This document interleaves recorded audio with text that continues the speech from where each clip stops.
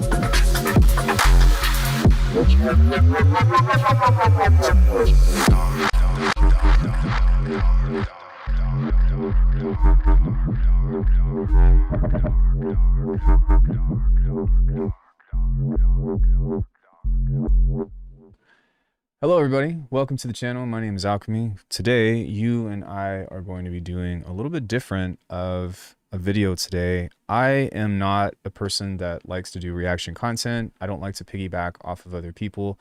I also think that it's important to, like, if you have something to share something, like, all credit goes to YouTube Wake 'em Up or YT Wake 'em Up. This video it wasn't hard to watch, but it does put some things into perspective that I think that we all need to be discussing, and we're just going to kind of break this video down. And this has nothing to do with the creator of the video. I wanted to make sure that this person has full credit. I don't think that I'm a reactive, this is not for entertainment purposes. This is not clickbait, but what he's talking about is, hey, Paulo, Stu, JRD, and Numicron, Isomatic. But what this person is talking about is the reality of the music industry and a lot of testaments or a lot of anecdotes from people in interviews.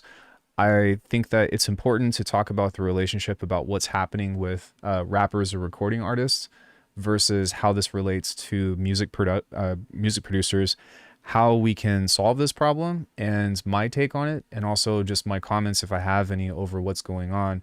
But again, I'm not trying to piggyback off of this content. This is more to start a conversation. And I'm hoping that this will be a one-off, because reactive content is not really something that I feel good about. Although I didn't put all the resources together, I didn't do the journalism. So if this video for whatever reason gets popular, instead of going to me and liking this video, go to YT Wake 'em Up and support this person. I think that my channel is bigger than theirs. Not that that matters, but get their subscriptions up and stuff, because there are some good points that this person is talking about that we need to be aware of as the production community or the music community, right? The downfall of the music industry, celebrities are growing broke. I think that this has been a thing forever, but now it's really starting to implode.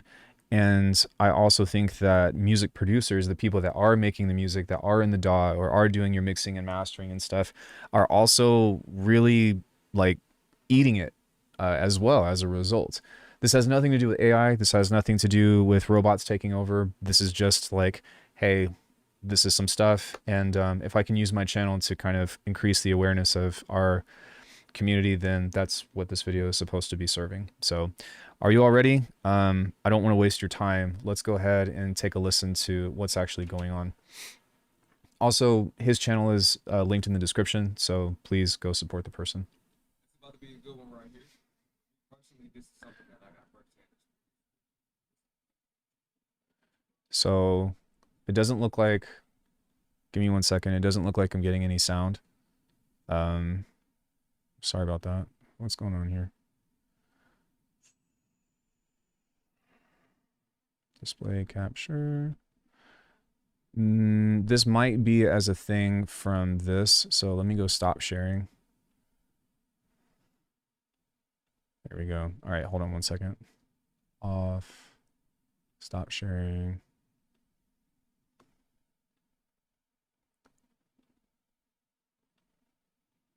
Break that down. Don't you hate when like you're just trying to do something and then it stops working? Come on.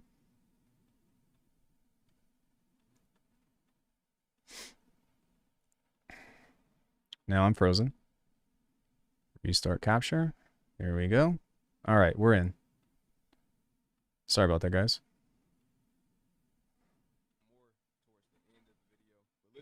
Celebrities are going broke. Music industry is at its decline right now. This is the downfall of the music industry. Assigned artists only get 12 to 18% of their royalties. Everything else go to the label. And most of the times they don't even recoup. They actually spend more than they made off of the album to create the album. I just need everybody to thumbs up this video. That's all I'm asking you to do so that YouTube can push this content out. I need everybody that's not subscribed to go ahead and smash that subscribe button for more of these amazing videos to pop up in your subscription box, and ring the bell for post notifications so you can be notified exactly when I post. Throughout this whole video, you're gonna see a lot of familiar faces. We know from generation to generation, a lot of artists have been scammed. They got bad record deals and they ended up broke. We can go anywhere from MC Hammer down to TLC, down to even R. Kelly. So I think that this is really important too, because from this perspective, this is more so towards the hip hop community, and which, you know, I would identify more than anything. But you also need to realize like this happened to the Backstreet Boys. This happened to like tons and tons of people that are within pop music and all that other stuff. But this is regarding labels. This is regarding record deals.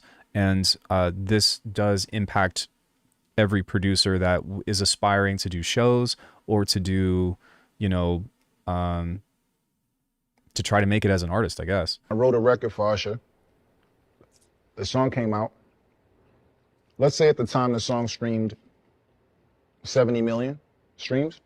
If I own 20% of the song or 25% of the song, and it did 70 million streams, and it's $3,000 per million stream. So it's 3,000 times 70. Right. So 210,000. Spotify collects the streams, and then they pay the publishers. There's a fixed percentage on the publishing side based on the relationship between Spotify and the music publishers. So that $210,000 that song made had to be bust down. My take on that 210, my take home was probably $1,500. And I went, this is how the math worked. It was this simple. Look, it was this simple. If I'd have put that song out myself and only had 3 million streams, I'd have made $10,000. This is really important. You're going to hear me say that a lot, but he's basically saying that had he gone through a record deal, or had he not gone through a record deal and gone through his own self-release through DistroKid or, you know, whatever, because you still have to pay a distribution thing, then he would have made 10 times as much. But I think that this is only a reflection of the bigger problem, which goes into streaming in general. If we just do a quick Google search, how much or how many streams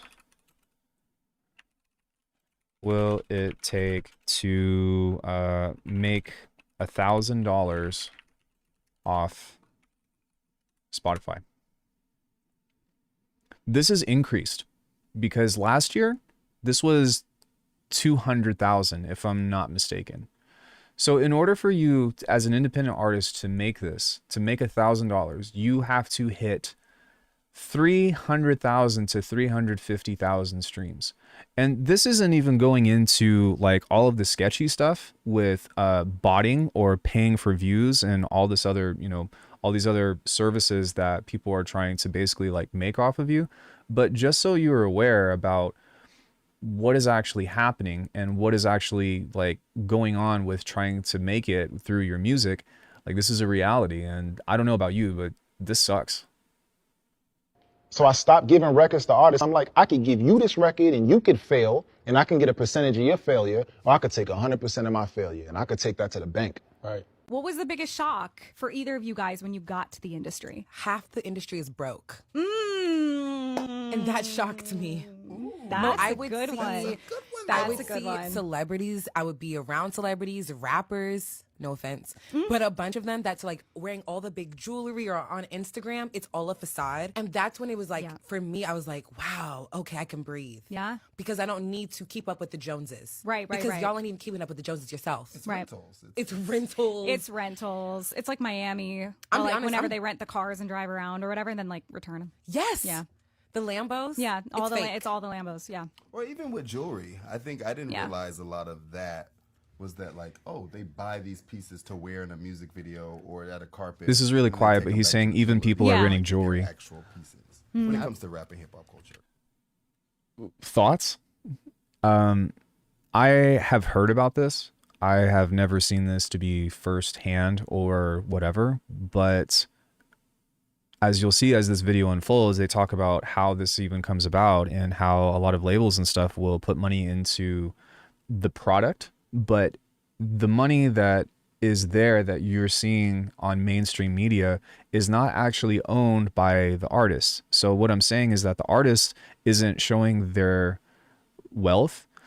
Record deals and people that are paying for these music videos are renting this stuff out, assuming that, you know, they're even paying for that, but they're, you know what I mean, like loaning it just to sell the image, just to sell like whatever agenda these, you know, record deals are supposed to have.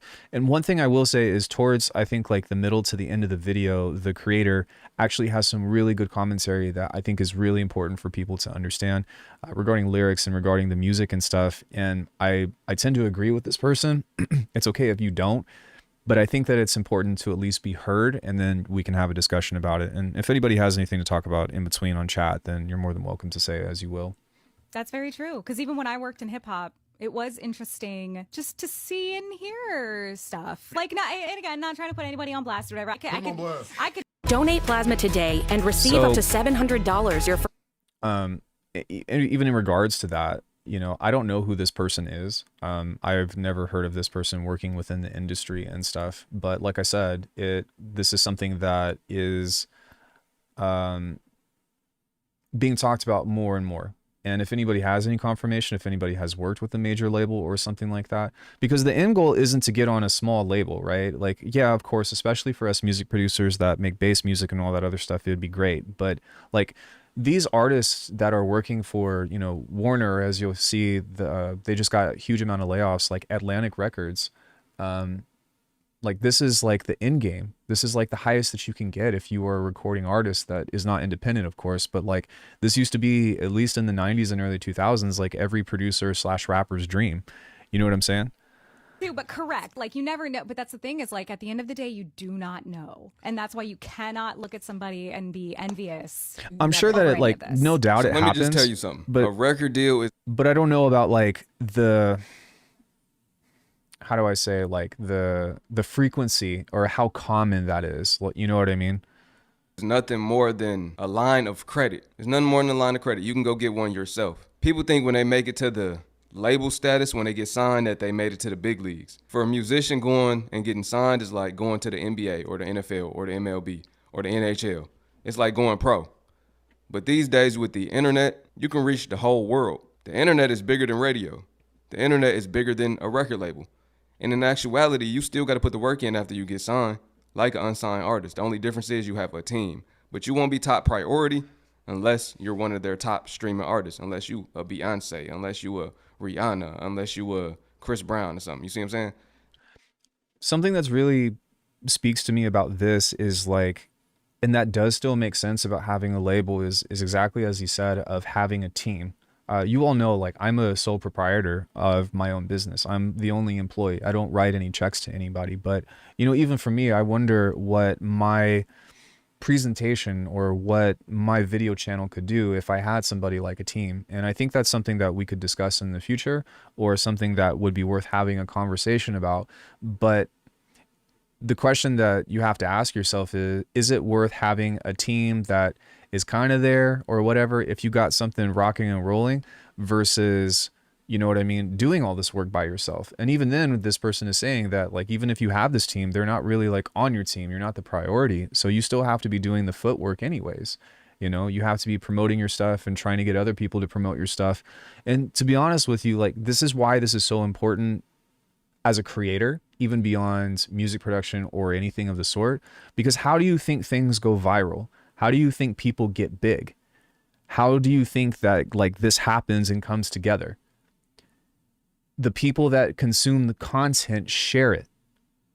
Like, this goes into, you know, trying to build your 1,000 true fans. This goes into, you know, whether you're there or not is a totally different thing. Whether I'm there or not is a totally different thing. But the goal about this is to try to build a fan base of people that are actually about what you are outside of just what artistic stuff you have to offer.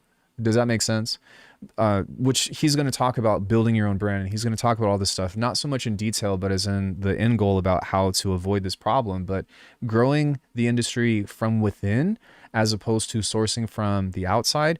And my own take on this that we'll talk about in the future after this video, probably on the same stream, is how this relates to the music producer and how we get started and how we need to be doing that as well.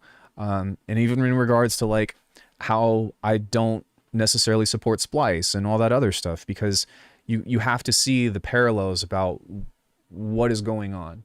I know that might not make sense, but please bear with me, and you can always check back later. It's more like getting permission to take on a predatory loan. Right. And if you want that, like, just go to a loan shark. Music sales revenue just keep getting devalued, and the split keeps getting worse. I'm not surprised that artists at the middle to high levels are likely to be broke.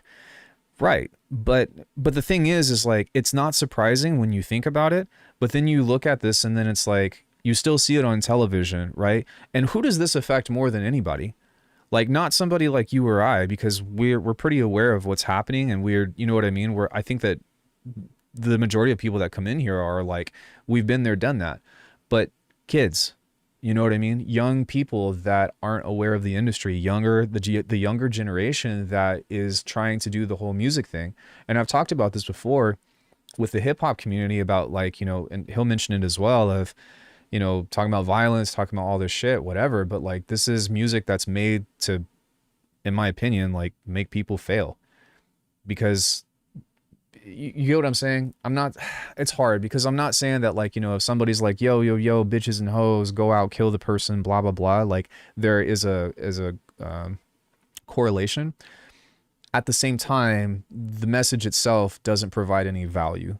And if people are trying to sell that, maybe they're not selling the violence part they're throwing out, but they say, oh, this person has swag. This person is, you know, has the drip. Look at these chains. Look at the Mercedes. Look at this. Look at whatever. That drives people to a sell, to want things. You know what I mean? And it makes people want shit, you know? And that is how the industry works. That is how every single industry works, you know? I wanted to I don't want to get too controversial, but I was just watching something very similar within the gaming industry about, like, creating a thing that makes people want things, you know? And even as somebody that sells stuff, like, of course I want you to want my stuff that I have to offer, but you know what I mean? At the same time, like, I don't want somebody to buy it if it's not for them. And the marketing and the stuff that goes into that, like, what are we doing here? You know what I mean? What does your music stand for?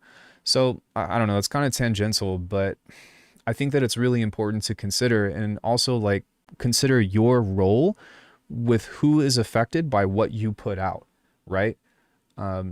It comes into a point of responsibility, but it also comes into a point of reclaiming this industry and saying, like, yo, this industry is ran by people who don't even make music. That's a problem. That's when you're a top priority. Other than that, you still got to build it up from the ground up. The only thing that you really should be doing is running YouTube ads. I've been telling people this for 10 years now. The labels are doing the same thing. They're running YouTube ads, in-stream ads, you know, the little ads that pop up in the corner when you search somebody else. You might search one artist and another artist pop up. They're running ads. If you are a creator and you have a desire to make it on your own, in my opinion, the best thing that you can do which he'll say it as well, so I'm not trying to take words from his mouth, but the best thing that you can do is diversify and make a platform that is outside of just what you have to offer. You have to figure out how to diversify your artistry that is beyond just a song, a painting, hey Amato, a poem, a freestyle rap, whatever. You have to diversify. I would consider myself to be bottom of the barrel income. I am so fortunate that I have an audience to be able to live off of. But if I didn't have presets and samples and lessons and tutorials for sale, I would have been homeless 6 years ago.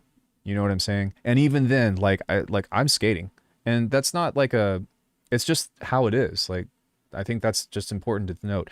Subscribers, nobody gives a shit. Whatever, you're viral, all this, whatever. But if you don't have something that is actually tangible, if you do not have a product that is beyond just look at how cool my song is, your chances of making it are significantly reduced. What they doing is growth hacking, stealing somebody else's fan base. It don't take much to really go viral these days. We seen artists go viral on their own, then they sign a deal, and they never really make no real money. And these days, first week sales are down. Selling 30,000 copies is the new equivalent to selling 1 million first week, like when Lil Wayne did it. Imagine if your Bandcamp sold 30,000 copies of your latest tune. How much money would you make? 30K is considered good now, but that's really terrible. And then we're seeing a lot of people can't even sell out tours or shows no more. So they just got hype, but they don't got a real fan base because the music not good.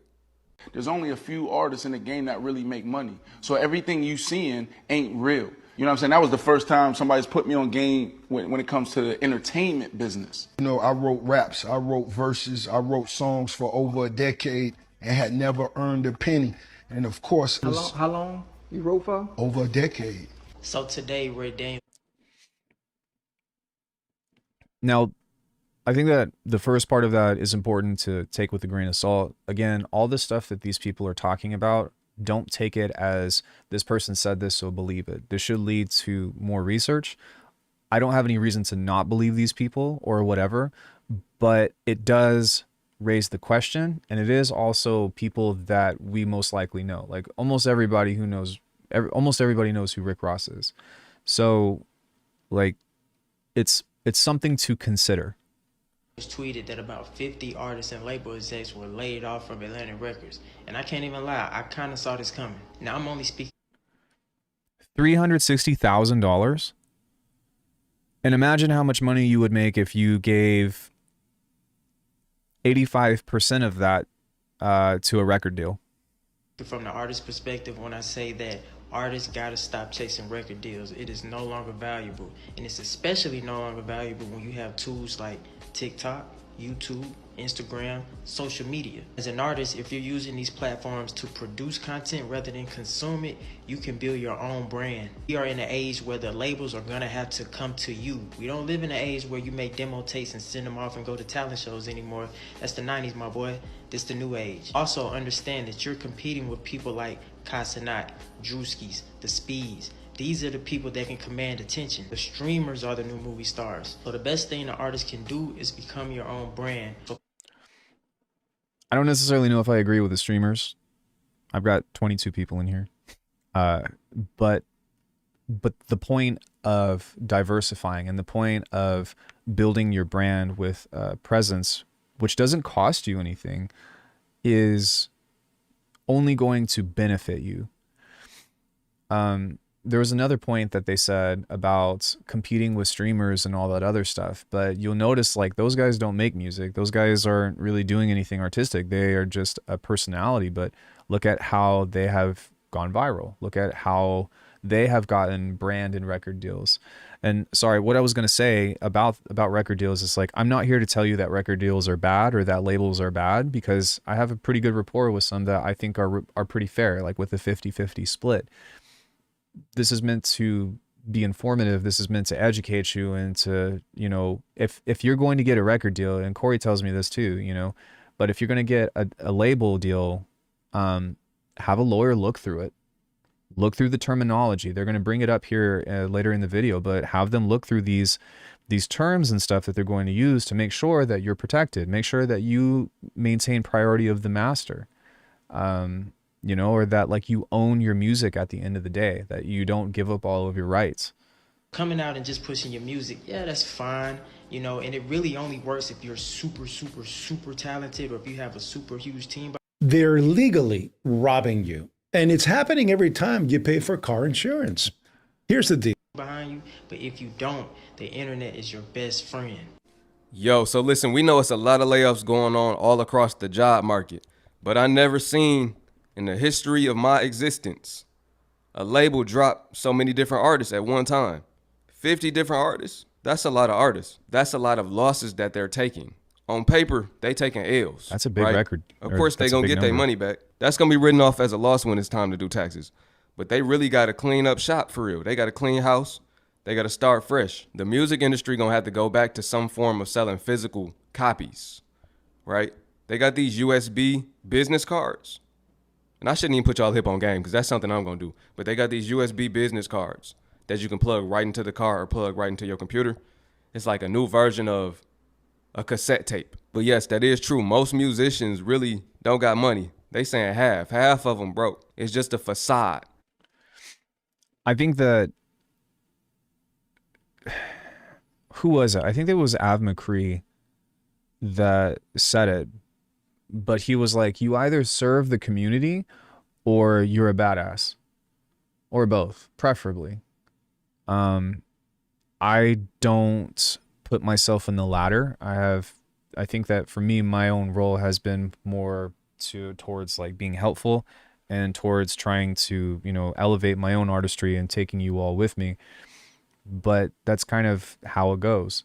And they're kind of saying the same thing. You know, it's like you're either a badass or you're serving the community, and figuring out, you know, and it's not like just because you're one, you can't become the other, and vice versa. But understanding what position you're in and what tools you have available is going to help you start to shape the direction of your brand from the jump, if that makes sense. They do everything for image. This is what happens.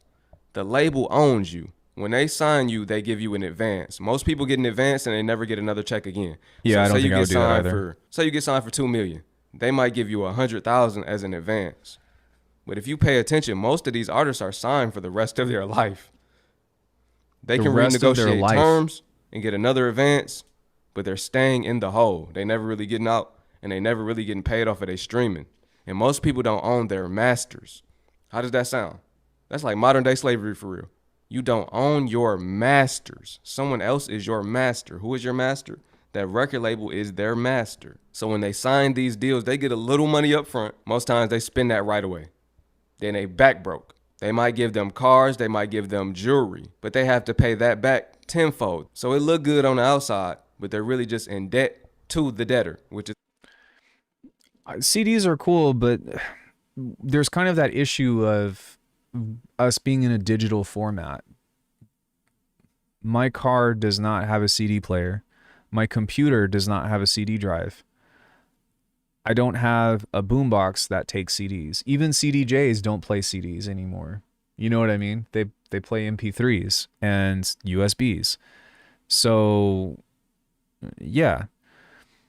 I think like if you consider it as like a product though, and not necessarily something for people to listen to, I would just rip a CD and use it that way. Like if you actually put together a package with the artwork, something that's preferably not AI generated, you know, something that you actually have an in on that you get with people or whatever, and you actually consider giving people a percentage of that, to me, that is a healthy business operation. Because the people that are putting artistic value into stuff, right, and especially even in terms of like putting money up front, doesn't mean that you would likely get a lawyer involved and, you know, all that legal stuff. Yeah, but imagine how legit that could come off if you hire somebody for your distribution. You also hire an artist to do your visuals for like your album cover or whatever, that puts money into their pockets. And if you make money, they make money. And stimulates the economy of the music industry or the artistic industry in the way that, you know, things that if you just, you know, which I've done it, of course, but I don't really like sell my music, you know, or I don't really like do stuff that has like meaningful need for art. I'm kind of at a different point, but I mean, yeah, if you're really serious about putting something out and that's what you're doing, you know, like sometimes you have to put stuff into the community in order to get stuff out. Like, for example, almost everybody that's been on my channel, I've paid them for their interviews, and it hasn't always been much, but they deserve it. They're taking their time to be a part of my establishment. I only wish that I could pay them more, really. But you kind of have to be thinking about that kind of thing, because what helps them is eventually going to help you. And it has to work that way in order for us to be successful and make the music industry into something better than what it was before. The record label. If you're not getting it touring, or if you're not getting it through other means, this music shit is a wrap. I'm saying all of the musicians are broke. Relative to what you bring in. Now, I do think that there is plenty of ways to make money as independents. Low overhead. It's not expensive to make these albums. You're making them at home or wherever, and you're building a reasonable fan base, and you're selling physical and merch. Not everyone is broke. It doesn't have to be physical merch, but the diversification, the sell your lessons, sell sounds, you know, make a acapella sample pack, you know, make something, go record some Foley and treat it well and have one instance of it be very clean and then do another instance of it with tons of effects and shit. You know what I'm saying? And then put that in a place that people can find it and give that to them in a way that is a demonstration of something, and let them decide what to do with it. Don't be like, buy this right now. You need to go get this. But in terms of like the superstar thing, I agree with you. But like you said, so what you're bringing in, what you getting, and my conversation now is not really about. It's not really about independent acts. Yeah, okay. My conversation is about what's going on in the majors. They tricking y'all with the words in these contracts. They tricking y'all into thinking that y'all are real partners. They tricking y'all with the, hey, you own your stuff. The recent. What's going on? Eve Online. Yeah, the same. You know, a lot of artists that I know are actually like very willing to just send MP3s or waves. And for me, through the people that I know, like Sorza is a great example. Shout out to you, bro, if you watch this. Sorza just released his most recent album or EP, Pillars, and he just sent it to me. And I'm like, dude, how can I send you money for this? Like, you put your heart and soul into that. And I think that it's incredibly kind.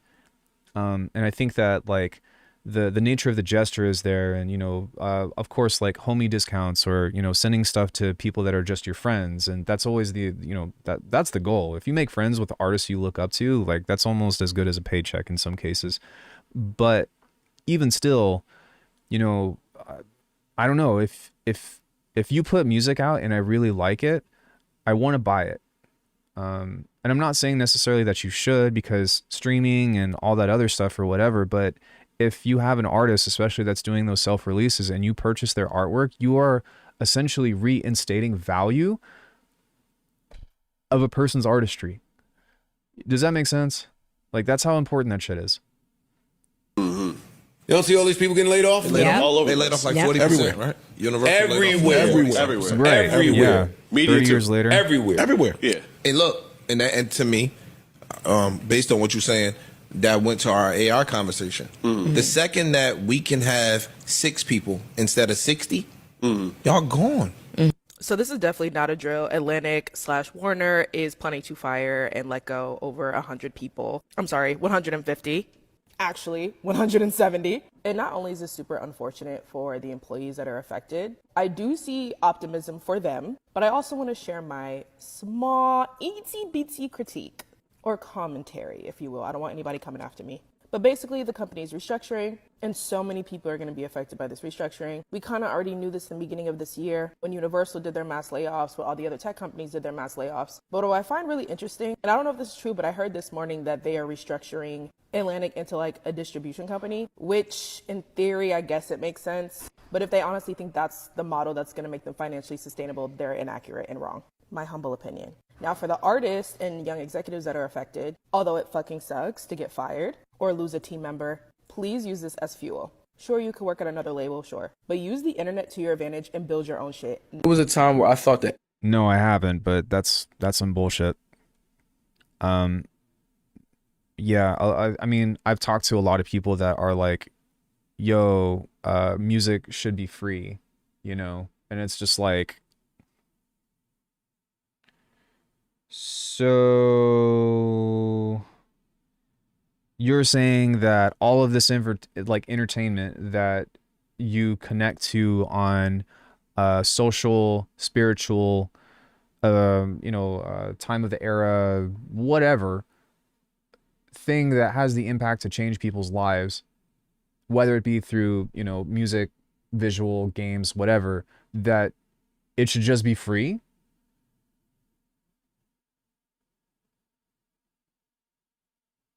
I mean, yeah, in a perfect world, but like, yo, you guys have seen me tear my hair out over songs, and I don't make money off of that.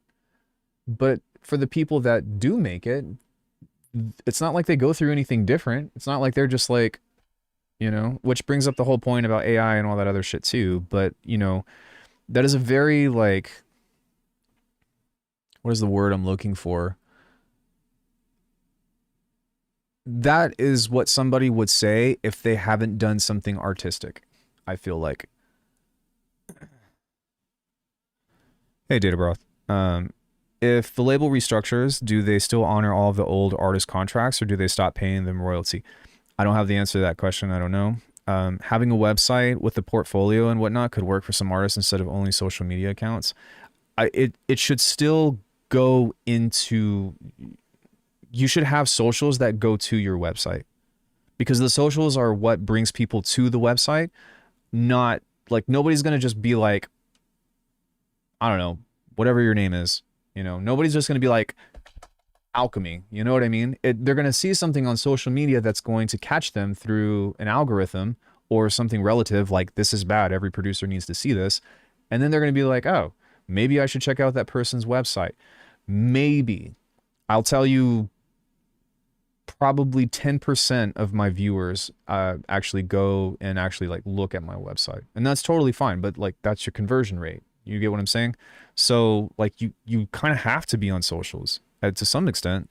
I wouldn't necessarily consider YouTube to be a social platform, even though some people think it is. With shorts, that evens it out. But remember that YouTube is a search engine, and that anything that you put up, which is the biggest difference between YouTube and like Instagram or something, is that the content is always relative towards what somebody might search for, or what somebody enjoys, or what somebody is looking for.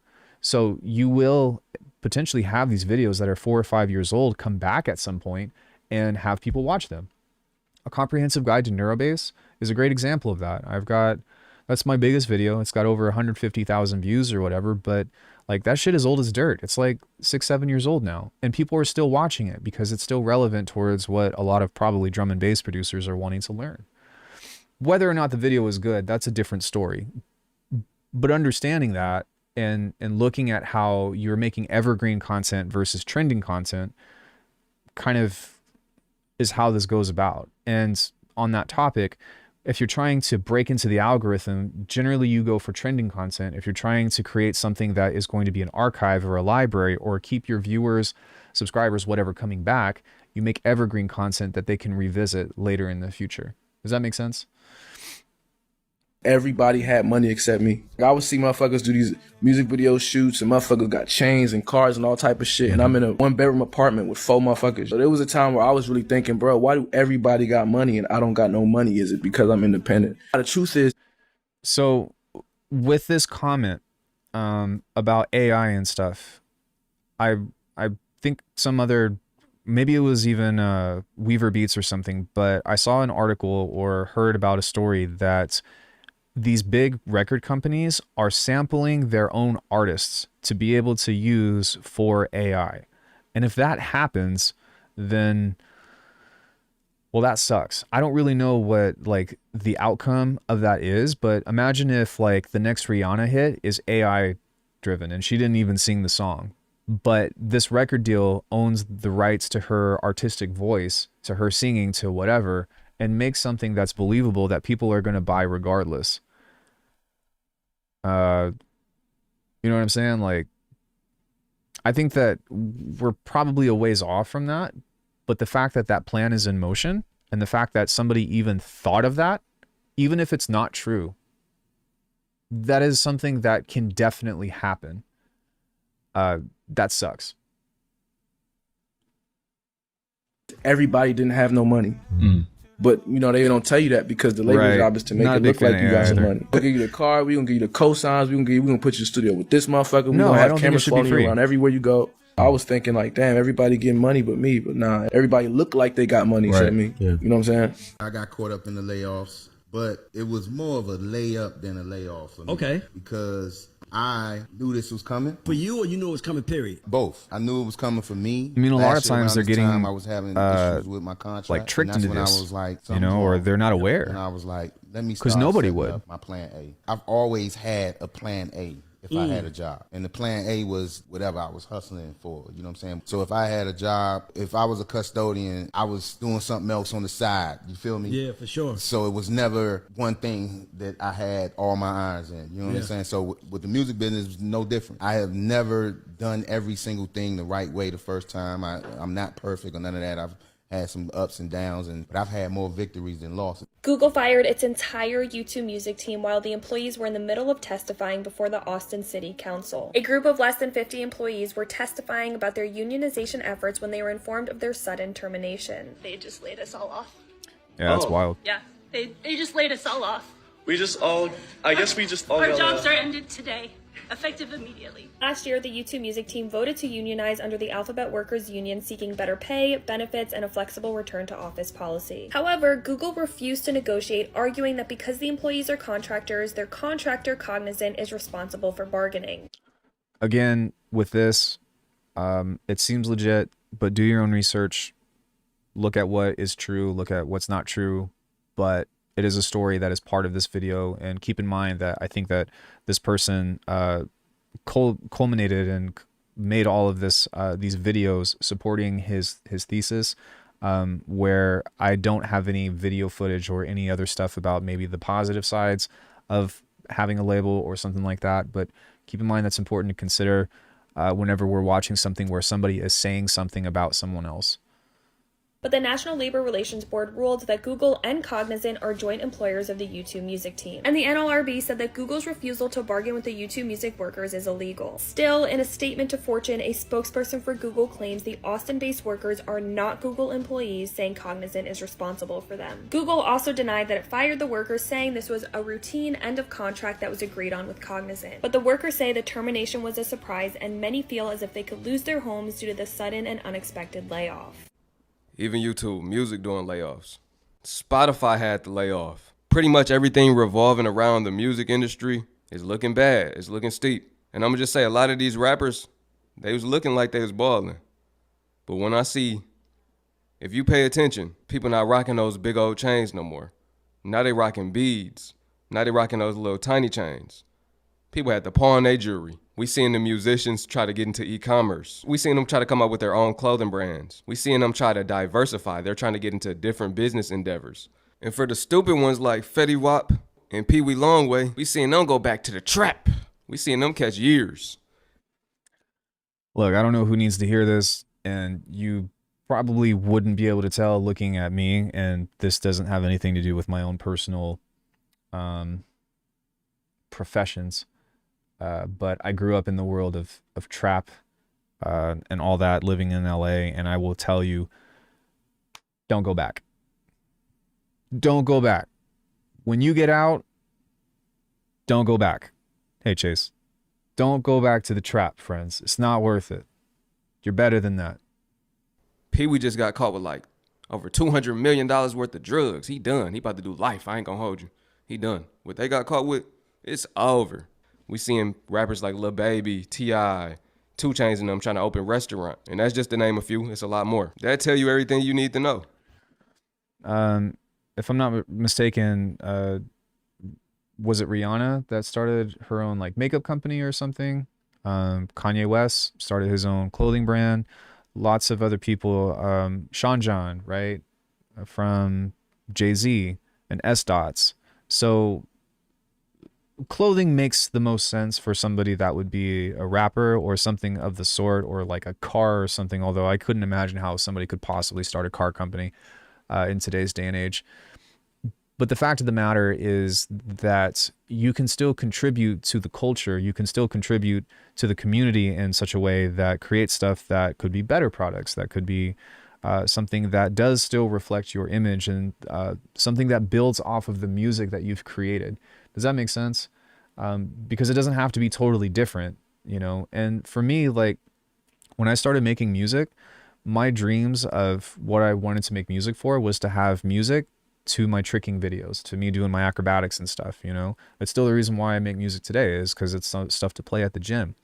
But even though I wouldn't necessarily call that a business or anything, like that was the image, or that was my why, right? Finding your why is really helpful in figuring out how you can diversify what your brand is about in the first place. And if you don't know how to do that, mood boarding, I would, before I say anything else, please go watch my interview with Hudson Lee and all those guys from Upscale, because they are able to put this in a better package than I am.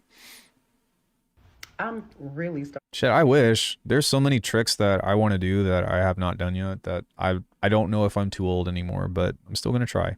starting to think that the music industry and the celebs that are in it have been fooling us all. Yeah, she's a billionaire. I do not think any of them have money at all. I mean, cash poor type shit. And there's a good reason for that. People like Gucci and Christian Dior and Louis Vuitton, they are the Rolex and the Bentleys of the fashion industry. So they do not need a celebrity to showcase their latest design to sell it. They don't. So when you see these rappers and singers and stuff in the music industry showing their clothes and their houses and all that stuff, I really think they're getting all that stuff on credit. In the music industry, it's like, you work for me, we give you all these gifts. Why do you think so many people are in some real fucked up contracts right now? And also, in our community, we always talk about if we had millions of dollars, how we would buy up the block, how we would help our people and stuff. And you don't see them doing that. Sorry, and people think it's I know. because they're selfish. No. It stopped and then I it just think it's started because again. they are cash poor and they really cannot help you. It brings me to this.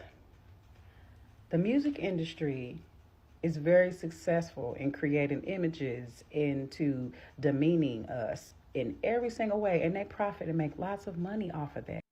Awaken to.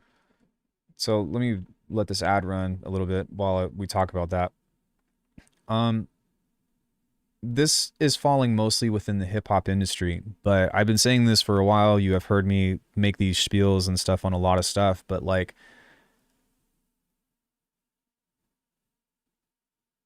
just look at how a lot of rappers talk about women. You know what I'm saying? And it's not just their fault. Like, women eat that shit up too. You know? It's fun, whatever. But what does that do for the community? You know? What does that do for, and I'm not saying that it's women's fault, but I'm saying that it's a perpetual thing that oscillates into something that is worse and worse and worse. Because if I'm talking about disrespecting a woman, and I hear a woman banging, you know, yeah, fuck that bitch and blah, blah, blah, and whatever, you know what I'm saying? And they're like super into it. Like, am I going to treat that person any different? Of course not. But that doesn't mean that other people won't. You know what I mean? And that just doesn't do anybody any favors. And that's just with that. you know, or talking about all the negativity that people are perpetuating in their songs and stuff.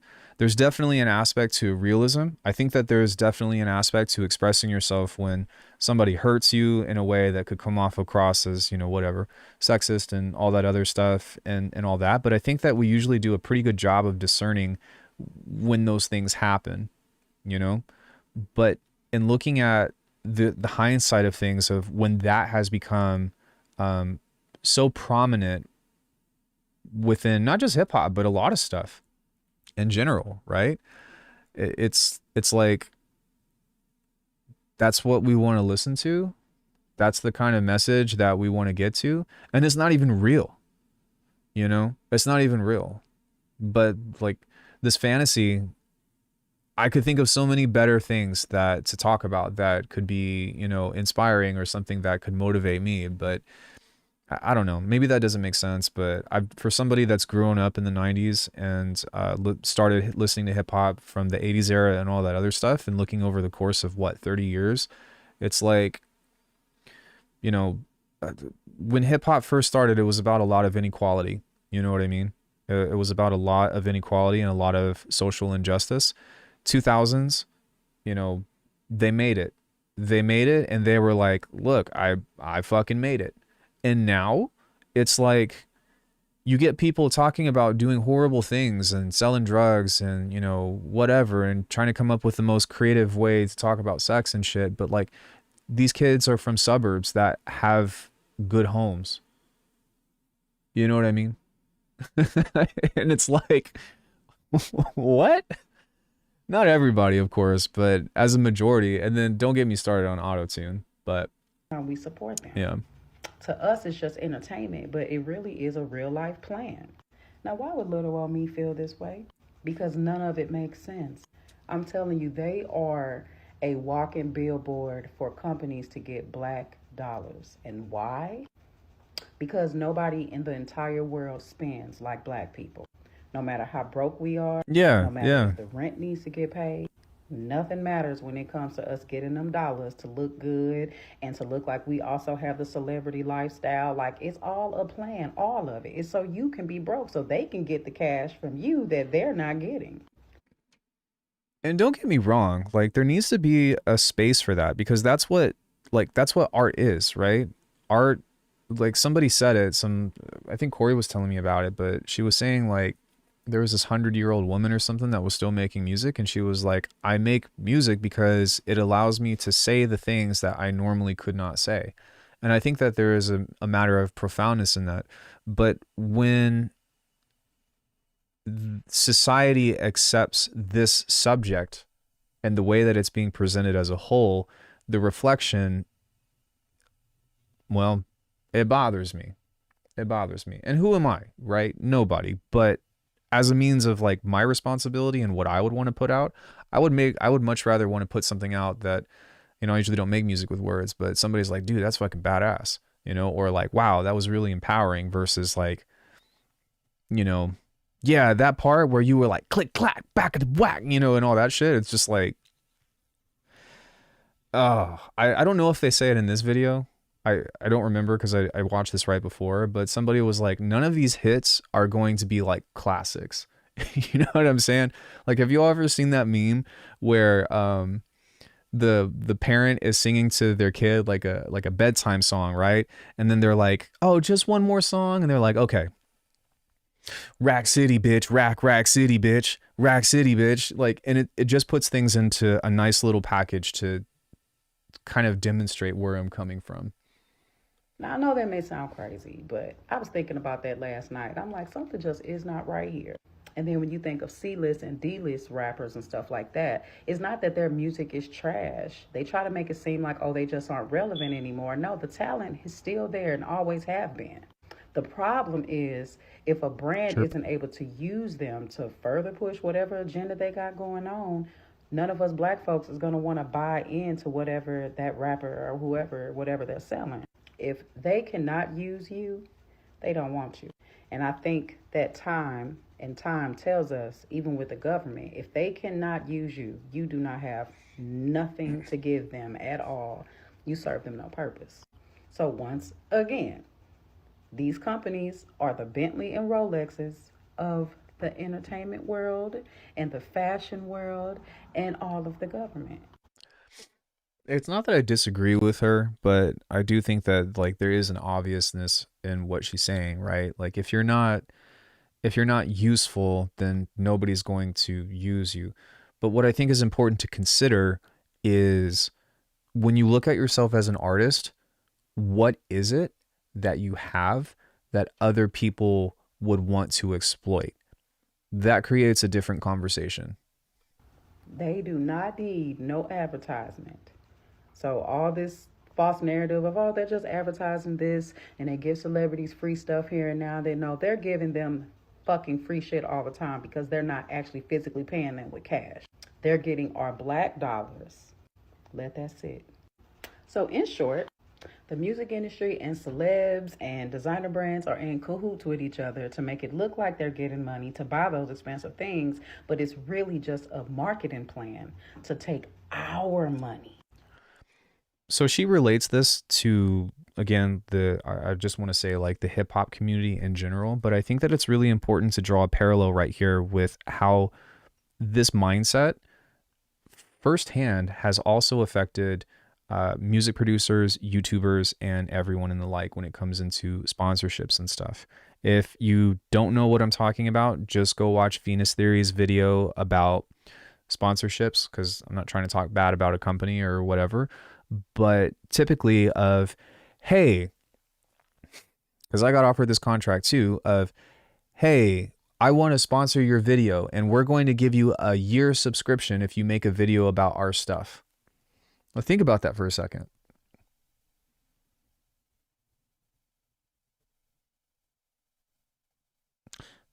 A year subscription if I make a video saying that you should buy stuff.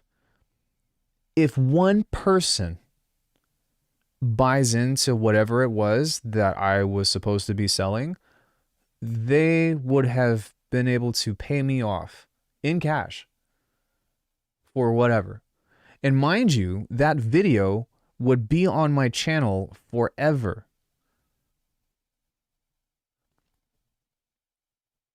Fuck no. Nobody's spending money like black people. Peace. But I'm out of the music industry because ain't no money in the music industry. And I know people might get mad and trip, but I'm just saying, y'all know it's a lot of things that we used to do. It ain't no money, and you know it done tapped out. They trying to figure out how to make money off of streams. When Snoop put a post up, said, man, I sold 1 billion streams. I only made this little money. Where the millions at? We knew where our money from because we had tangible goods. And that's why I got into the product game. We could actually have tangible goods. I told people all the time, product outweighs talent. Product gonna be around when we not here. Michael Jordan is still successful because of the shoes, not because of him shooting balls into the hoop. That been over. Especially if you're signed to a label, you can't control your release date. As Speaker of the Assembly. So I agree with most of what he's saying on there, but sometimes if you do achieve something great, then yeah, like you can roll off of that. However, for most people, especially for like once you get a taste of success, you want to start spending and you want to do all the stuff and whatever, you know what I mean? You kind of want to keep that, right? So as opposed to putting something away and, you know, being smart about it or whatever, most people just blow it all and XYZ. But for me personally, I think that you just have to be smart about it, but it's only going to benefit you if you diversify. Released. Also, it's bothering me. Musicians don't make a lot of money in the music industry. That's why you see a lot of people, they have brand deals and brand sponsorships. That's where the coin comes from in touring. But like music itself, you're actually losing money. I learned this because I would produce Systemized records. Producers outside will get paid a huge lump sum, but because I would produce Systemized records, I couldn't get paid because I was the producer within the group. I don't know if it changed within Grammys, but you know, like how they have producer of the year. I learned it from Imogene Heat because, you know, she produces a lot of her stuff. So does Grimes, so does Bjork. They couldn't be contenders for producer of the year because they were the ones producing their own bodies of work and not. I love that this person included this video because, assuming it's true, when she talks about this, this is not just the hip hop industry. This is the music industry as a whole, right? All of the people that she just named, Imogen Heap, Bjork, like, especially as prolific women representing the industry. And let's not even talk about how fucked up shit is for that, you know, but these people, she just said that these people could not be contenders for Grammys and stuff because they're not part of the club. That's pretty messed up. For others. And notice how those are just the women I named. They sign you $3 million, 5 albums, but your album term might say you can't drop an album for 9 to 12 months. So if we do the math, that's some years. That's years, 4 years, 4 or 5 years, maybe even 6 years, because the average artist ain't just finna drop no album exactly on the 9 months. So it's still gonna be a stretch. Right. You're creating, and then while that's going on, they still gotta spend the money into you. So it's doubling down. So it's like, most artists, you don't see no check from the label, but the one that you sign. Rap ain't where it used to be. Sales ain't selling no more. Fucking, like, motherfuckers is not buying tickets like that no more to come to them concerts. Like, you feel me? The economy fucked up. Like, what? And these people want you to hold music? This shit fucked up out here. Is that Burger? I do rap. If you go on the DSPs like Apple Music, Spotify, all of those places, and you look at where my projects is listed under, like what genre they listed under, they all listed under hip hop and rap. I got a solid fan base. And that's the thing too, like, I won't lie, y'all. Like, that's another thing I'll tell y'all. Like, the economy is so fucked up that, like, it's so many people going out on tour in October. I gotta see if I'm even able to go out on tour in October. Like, you feel me? Or whenever we supposed to go out. Like, I gotta see, cause this shit fucked up out here. Like, everybody don't got it right now. You heard? Everybody don't got it. The world fucked up. People don't got it. I want to be able to, you know what I mean? Like, but y'all got my word. Like, when I do go out on tour, I'm gonna put my tickets as low as I can for y'all. That way it's fair for y'all and fair for me. You know, fair for everybody that got it. But I'm gonna put my tickets as low as I can for y'all, cause I know high yield how the savings are economy also is. a thing, and Roth IRAs. Like, shit ain't the best right now. Everybody don't got it. Listen, if you do, before we go on, he was saying that people were like having to cancel shows and stuff because nobody were buying tickets. Another testament to this that I would suggest that you all go watch, maybe I'll put a link in the description or something, but my interview with G-Space, my dear friend Grady, who is somebody that's doing it in our world, right, of the electronic music production community, whatever. But he was saying, like, tour could be really hard, and you might end up even losing money. You don't get per diem. You might have to buy your own hotel room. You might have to, like, have all these things that you have to put out for the show that, you know what I mean, you end up losing money on. Or you might sell some tickets and shit or whatever, and then the show gets canceled because you didn't sell enough tickets and you don't make shit. And it's like, that is a reality. And I don't mean for this to be negative, but when I say, like, this is bad, like, it can, it's like, shit, dude, I don't think that I'm making it a bigger deal than it is, long story short. And with that being said, you know, not every tour is like that or whatever. Like, this isn't how it always is, but understanding what you're getting yourself into for the people that talk to me that are like, yo, I want to make it big. I want to go tour. I want to go whatever. And I think that those are great goals to have and stuff, but trying to do it through what roads the industry has paved for you already has a lot of traps. I think that's the best and most positive way that I can say that. And so if you're going to do it, you need to come up with a strategy, which any strategy can fail, but you need to come up with a plan. You need to come up with a different means, have a team that's actually on your side to help put things together. I can't tell you how many artists I know where they said that their manager was not good to them, you know, not name dropping, whatever, but like, shit, it's it's real out there. It's dog eat dog for sure. And it's important to know that it's not just with the rap industry. It's not just with the pop industry. It's not whatever. This is the music industry as a whole.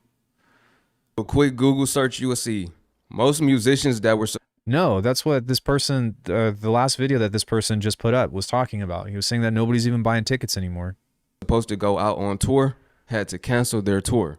We talking about Taylor Swift, Sexy Red. We talking about Lauryn Hill. Pretty much everybody that was supposed to go out on tour, we seen them have to cancel dates. Or I don't know if every like show or whatever like provides what you said though. You know, like I hear you when you say that, and I hope that shows can do that, but there's a difference between money is made versus the artist made money from that show. Does that make sense? Because if you get paid $50 because of what somebody else decides, you know what I'm saying? Like, yeah, the show made money, but you made $50 and then you spent, you know, $300 on a plane ticket, a hotel room, and that's on the cheap side, right? And for like basic ass food. You get what I'm saying? Like, it, yeah. Cancel the whole entire thing. That's because people not buying tickets. People really got to spend money on themselves. They don't got no additional money to spend on wants. The last show that I played, which I haven't played many shows, but the last show that I played was, I had zero communication with the person who booked me. Zero. It was all through word of mouth, and I got paid through a middleman. Now, I think the middleman was okay, dude, all that other stuff, not talking bad about them or whatever. But I learned my lesson that I would never do that again. And I've only played a handful of shows, mind you. And I hate when people say, like, it's not about the money, because you're right. It's not about the money. So why am I having to worry about it? Does that make sense? You should do it for the exposure. That's some fucking bullshit.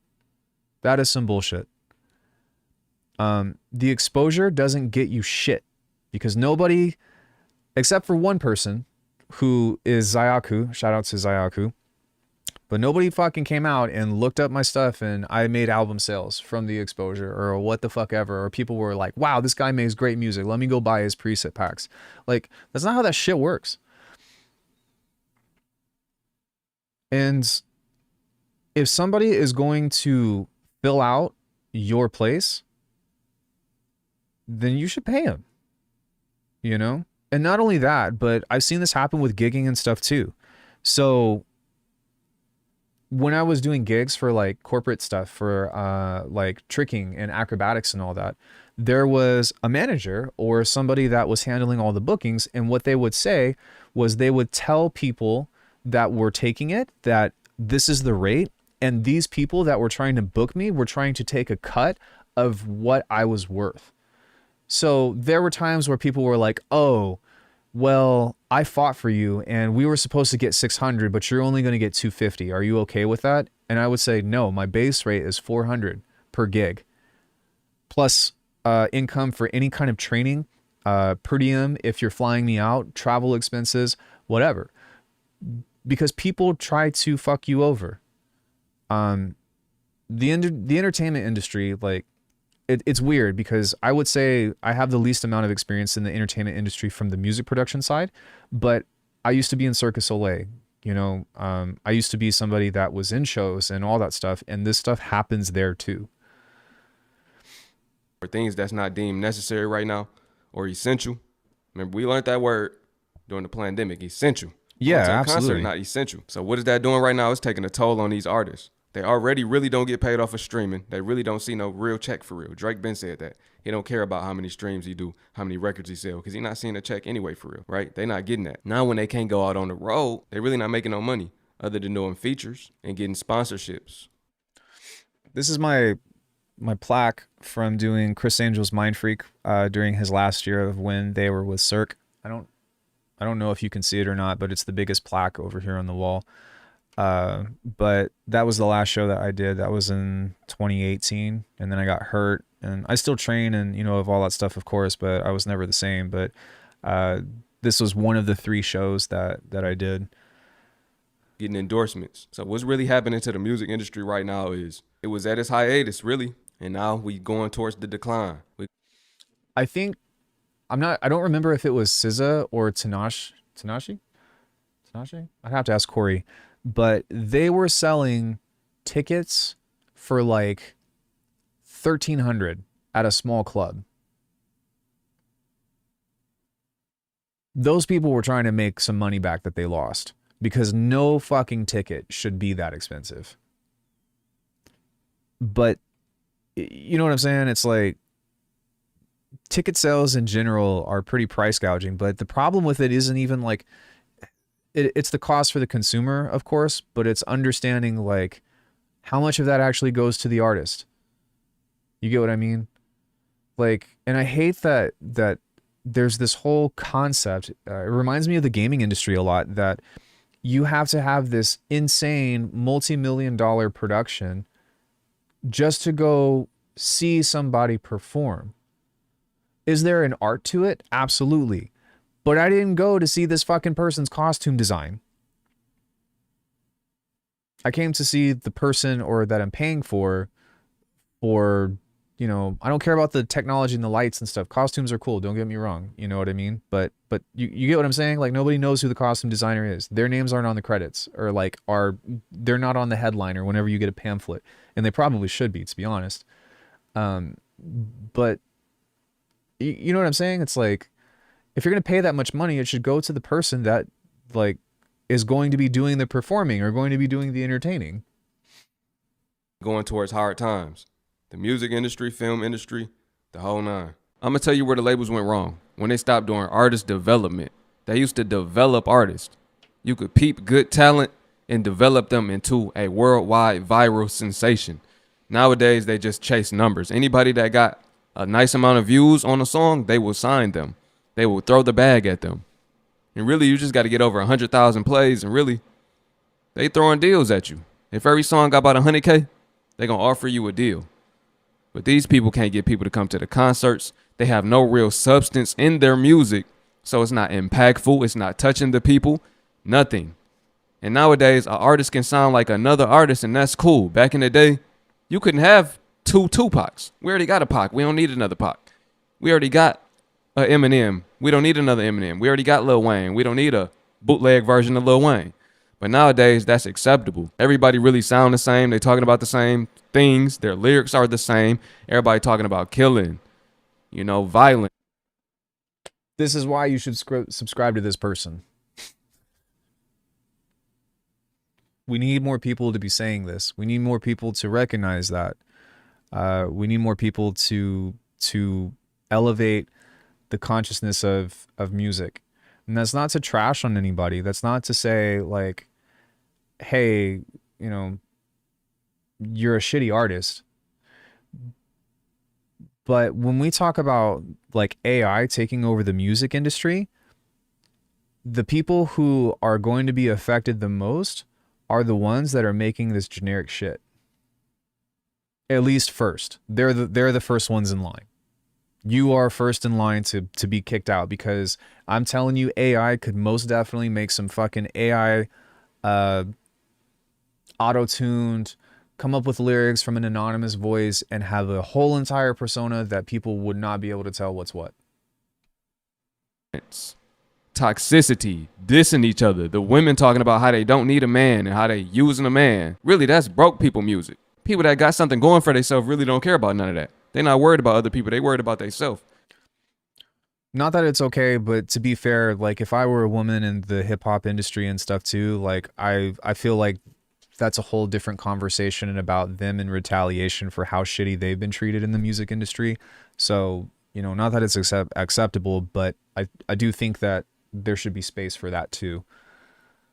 This music is really about other people. It's just terrible music that has no longevity. You're not going to hear none of this music being played 20 years from now. Not even 10 years from now. None of these songs that came out recently, in the recent years, would be considered classics. Nobody going to turn this on and be like, hey, remember this song? This was a classic. That's where they went wrong. They're signing mediocre acts and expecting them to be long-term sensations, expecting them to become legends. They won't be. Nowadays, these artists die and nobody care about them the next day. Nobody talking about them the next day. Oh, on to the next one. There you have it. That's my spiel. If you are a musician, just stay independent. You don't need a deal. Independence is the way to longevity. It's the way that you can have a catalog and get paid for it for eternity. Your catalog is your retirement plan. You want to make sure you own all of your masters. You have 100% creative control. You can make what you want and you can get paid off of it. Why take 12 to 18% when you can keep 100%? Learn to book your own shows. If not, get you a booking agency. Learn to record your own music. You can get a program like Logic. You can get Pro Tools. It don't cost much to build a home studio these days. You really don't need a label.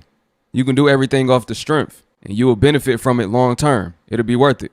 You might not be at the BET Awards. You're not going to get into certain doors without doing certain things. And you may not have the same amount of streams as another artist that is signed, right? You might not be on the same platforms as them. I know a guy who's a millionaire off the music industry and y'all never heard of him before. But I'm going to just say that, man. I appreciate everybody watching. It's YT Wake 'em Up. Drop a comment below. Let me know what you think about these celebrities going broke.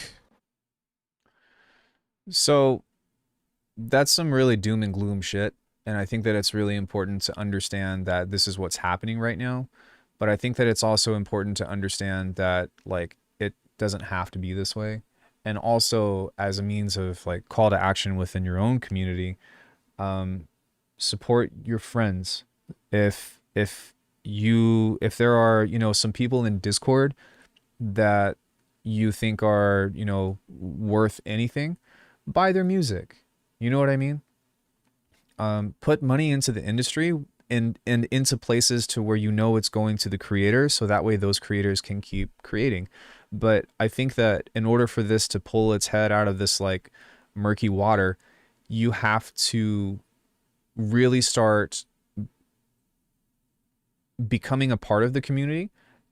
It doesn't mean that you need to know every single artist and whatever, right? Because like there's so many musicians now, and I think that's a wonderful thing. But you need to share other people's stuff, help those people be independent, you know? I wanted to address what he was talking about too, about you, the individual, being independent, because for all of us, for us producers and stuff, who are the majority of us who are watching this, we already do our own stuff. I don't know, maybe some rappers or something will come in here at some point. But the thing is like, there is also lessons to be learned from what this person is talking about. So from a very basic standpoint, let's go ahead and take a look at something very quickly. There's a lot of free software out there. So free, oh, I got to turn my thing back on. Free DAWs. Soundtrap. Oh, no. Let me see. Traction Waveform is free. Luna is free. Reaper is super cheap. Cakewalk Sonar. BandLab. These are all things that you can start producing music in immediately without having any prior knowledge. And I'll tell you, if you know how to move clips around with audio, you can put a beat together for what most people are trying to do. If you can get a crappy, you know, iPhone, you have a mic that is now like studio quality. There's a lot of people that have made great music on their iPhones. The one thing that I would say in regards to getting access to loops and stuff goes back into supporting the community, which I'm sure that I'm going to get some backlash for this. But I actually think that Splice is not helpful to the community. The people that put things on Splice are helpful to the community, but I would say go buy from them. The first person to come up in mind, Zane Wolf. I love Zane. You guys know he's been on the channel several times, but this is somebody that I personally know as a creator that if I want loops and stuff, I would go to this person to get things from. Cage, Chi, Venus Theory has a bunch of stuff that he puts out, you know. Even other YouTubers, Alex Reed puts things out. If I'm not mentioning your name and we're friends, I'm really sorry. I'm trying to stay as relevant as possible, but the point that I'm trying to make is to support other creators that make your job easier. Does that make sense? I'm going to try to not give you all any advertisements on this one or whatever regarding myself. But if I was somebody that was brand new or whatever, I would go and try to get in with the community, find other artists that are making stuff like this and support them that are supporting me, right? Because here's the thing. You have all of these artists that are putting this stuff up on Splice and they're paying, you know, Splice or whatever. But for the majority of this, I think that if I'm not mistaken, Splice, most of their packs are by like a single entity now. And I'm not saying that their quality is bad. I'm not saying that they suck. But think about your relationship with who you're supporting within the community. You know what I'm saying? If a bunch of people go and buy Zane's, you know, sample packs and all that stuff, guess what he's going to do? He's going to make more. And guess what he's going to do in the midst of that? He's going to make more music. I think that he took a hiatus for a pretty long time, and I think that he's back to making music now, but like that makes me happy. But some people don't. Some people run out of options, or they have these jobs to where like they have 1 day a week to work on music and that's all they have. And if you're one of those people and you're out there shelling out tracks and doing all that stuff, like, dude, fucking hats off to you, because it's hard enough where this is my job, where I'm trying to make music and shit for a living. You know what I'm saying? But there's so many things that you need to consider when you are investing a dollar amount into the community, and even things with plugins or, you know, Electron and all that other stuff. You know, look into, you can't not contribute badly to society. It's just impossible. You know what I'm saying? You got an iPhone, that's a freaking byproduct of slave labor. It's terrible. There's no way around it. You cannot avoid it as a consumer.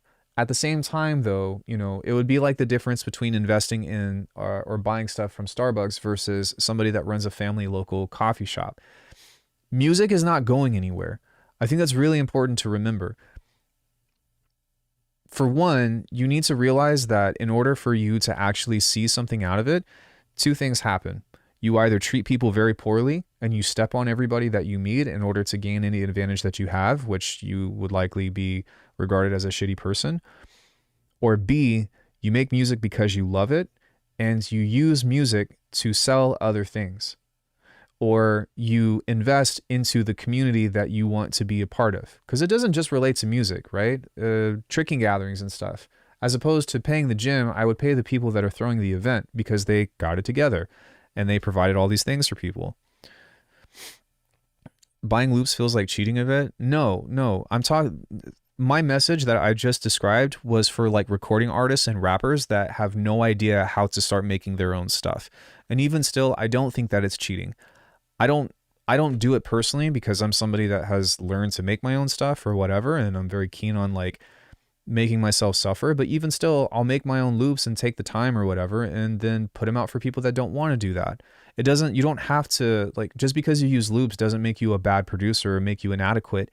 It is a simple thing of efficiency and inspiration. You don't have to choose to use that as a sense of inspiration, but like sampling and all that other stuff has been around forever. And there is an art to it and it should be respected. But if you're going to go buy loops from artists that you support. You know, if you like Chi, you know, like let's say Chi is your favorite artist, Chi sample pack. You know what I'm saying? Look, I didn't know this. He's actually got a website now. So look here, I don't know how long he's at a website, but look, there's his stuff on his website. You can go directly to this person and buy his stuff and do all that. I've got my own website. You know, who else? Noisia has a Patreon, right? Huge producer. So why would you go through Apple Music or go through Spotify or whatever when you can literally pay this creator who is putting out tutorials and, you know, doing these mixes and all this other stuff for their music or whatever? It's right here. Support them through that. Let them have the money. Like, reward them for all of their hard work. Does that make sense? That would be my way to... Chi has a course on IO Academy. Yeah, but that's on IO Academy, which I would say is still worth watching and still worth doing. But I've been trying to talk to him into doing his own course for a while now. Saruda, another person that I haven't bought his sample packs, but I've purchased all of his music. You know what I mean? Go through Bandcamp. Like, I really would say, like, death to streaming. I think that streaming has become such a convenience with things. And I think that it's a great way to discover new artists, but you have to realize that, like, the artists are really suffering from it in a lot of different ways. Think about it, guys. 300,000 streams in order to make $1,000. Whereas if you purchase, you know, imagine if this person made $25 per sale, 300,000 sales of $25,000, this person would have made it, and he deserves it. His music is incredible. If you look at his other stuff, let's look at some of his albums, more releases, just lost tapes, $10. Imagine if 30,000 people bought this digital album for $10. You see what I'm getting at? That's like 1, 2, 3, 4, 5, 6, 7, 8, 9, 10. This is 10 songs for $10. And I'll tell you, Shoutout doesn't miss. He never freaking misses. I'm not going to play his music on stream, but if you don't know who he is, he's definitely somebody worth supporting. But the case in point is, as a creator, you need to diversify. As somebody who is going independent, it doesn't cost a lot of money in order for you to get started. You can get a DAW on your phone, Koala sampler, Drambo, whatever, and start making music immediately.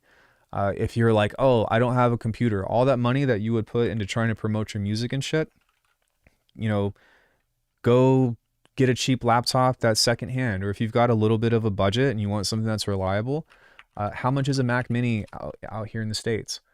You can get a Mac Mini for $600. This is like more than what you need in order to have like a really high quality production environment, especially if you're just throwing loops and recording vocals and like wanting to add effects and stuff. You know what I mean? Like, you don't have to budget hard. You can just plug this into a cheap ass TV and then get, you know, a Logitech mouse and keyboard for $30 and you are literally in production.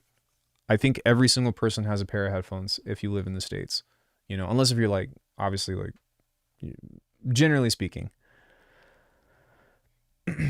For vocalist loops are perfect. Right. And that was the whole thing about, like, when I was talking bad about arcade and all that, like arcade, I would never do it. And I hate arcade. But for a recording artist that needs to have access to something to cook up an idea for a recording artist that's getting ready to come in on the fly, it actually makes sense. Would I pay that much money? Absolutely not.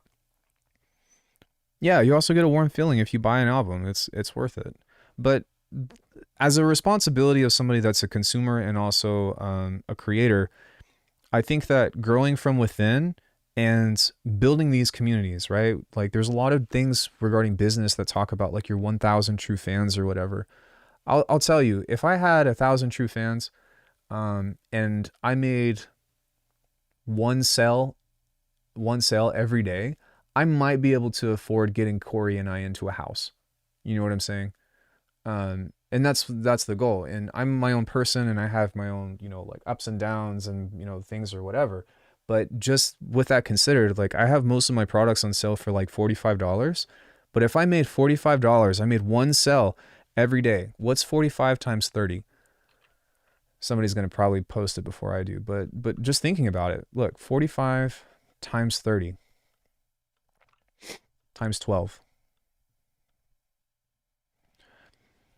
That's not bad for one sell a year, right? That's just off of a product that I made.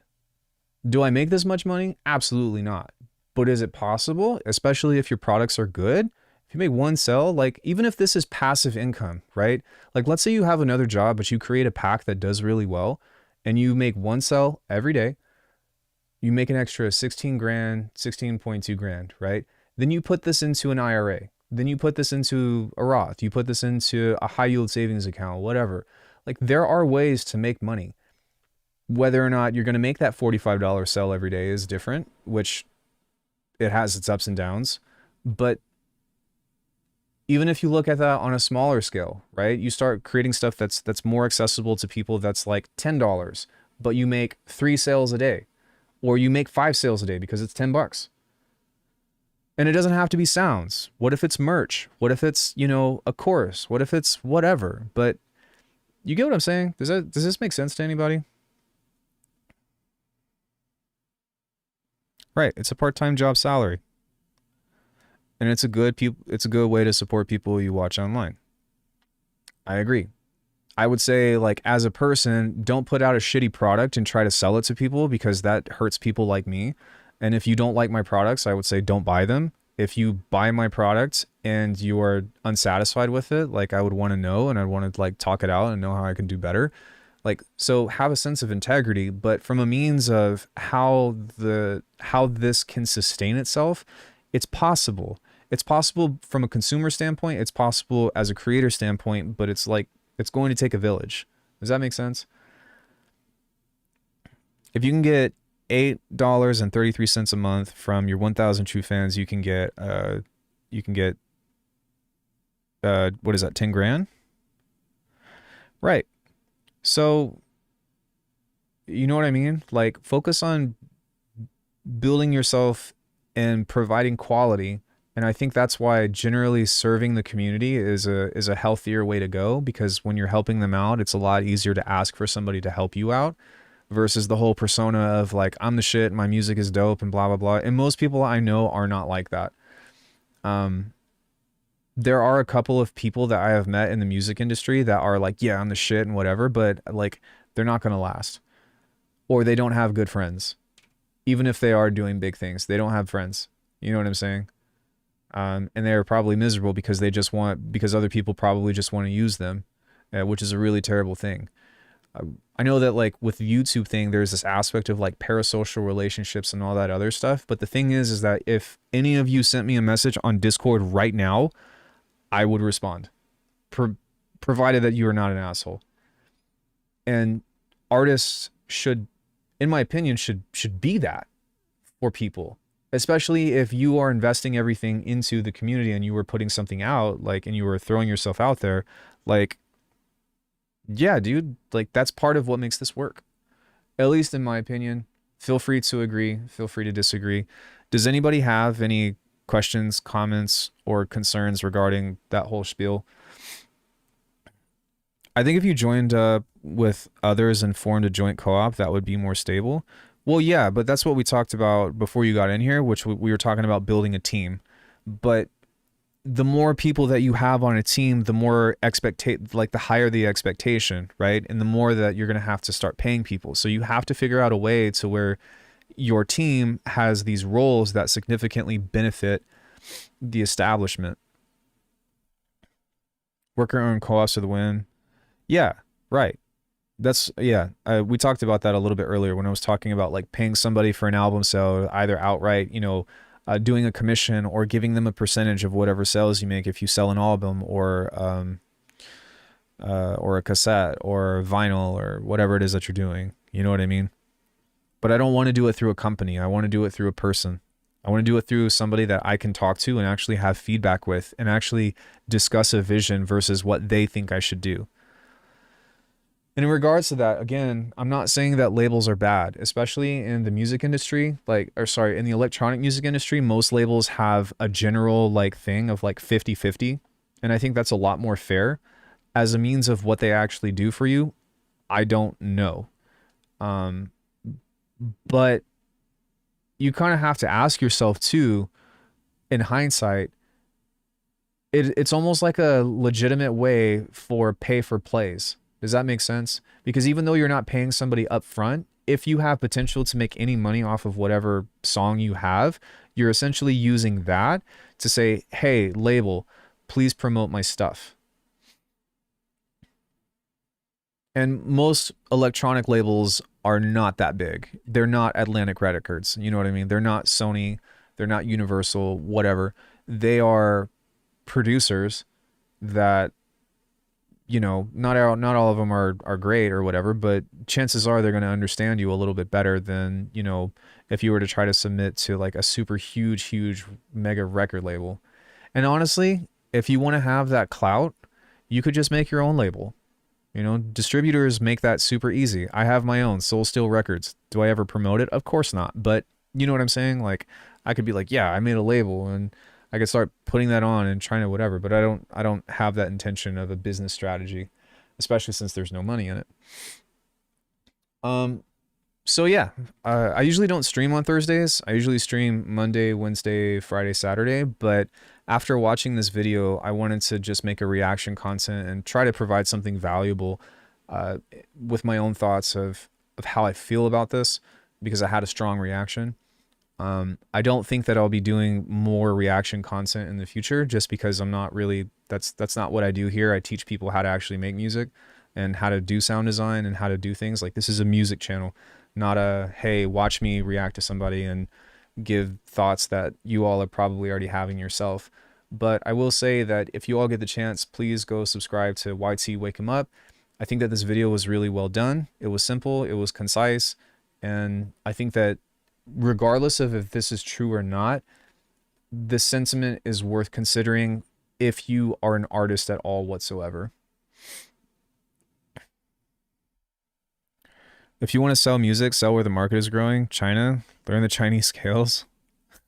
I don't know about that. Good music is good music, you know? So on that front, supporting this channel, alchemy.com. Yeah, I'll just leave it at that. Cool. Yeah. So we'll be live tomorrow around the same time. And thank you all. Much love. If you want to support honestly, if you guys want to support the channel, like his video first, liking my video, and share this with somebody that you think needs to hear it. That is like the most that I could ask from you. And if you really want to go the extra mile, then alchemy.com. But yeah.